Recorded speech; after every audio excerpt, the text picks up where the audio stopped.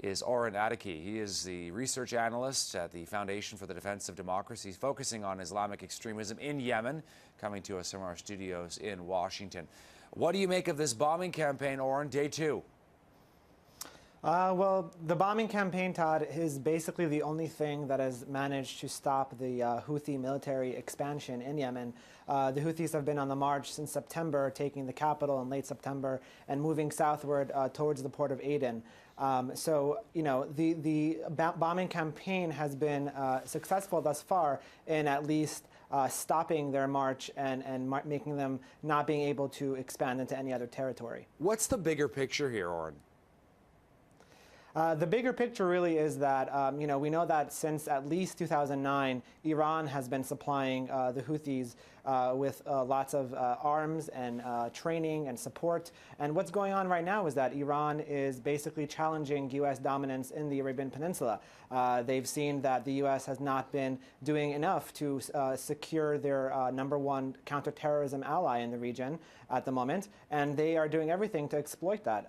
And that's what we're seeing. You know, Iran is actually prohibited from transferring any arms to anywhere in the world under UN Security Resolution 1747. And unfortunately, the international community has turned a blind eye in the absence of U.S. leadership on the matter. We're going to show our viewers a map of Yemen, and you see very much a country divided here, Oren. Houthi areas of influence, and of course, Yemen has a long border with Saudi Arabia. There's a proxy war now, if I'm not mistaken, going on, effectively anyway, between the Saudis and the Iranians over the future of Yemen. Right, and you know, that proxy war, the sort of war between the West and its allies and Iran and its proxies, is not limited to Yemen at all. So Yemen is just one arena where this is taking place now. It's going on in Iraq. It's happened before in Lebanon. They're propping up the regime in Syria. You know, so this is really nothing new. It's just that Yemen has now joined, you know, the battlefront. Yemen is a new battlefront for this fight.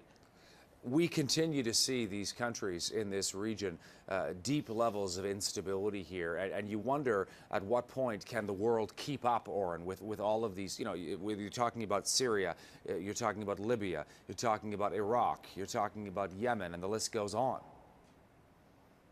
For sure. Well, I think that, you know, all the actors in the region right now are really, you know, everything that's been going on till now has been a function of you know, U.S. power. So the U.S. has been on the retreat in the Middle East, and what we're seeing is that more and more destabilizing actors in the region are trying to capitalize on that power vacuum. So we have the Islamic State in Iraq and Syria. We have Iran, you know, meddling into domestic affairs throughout the region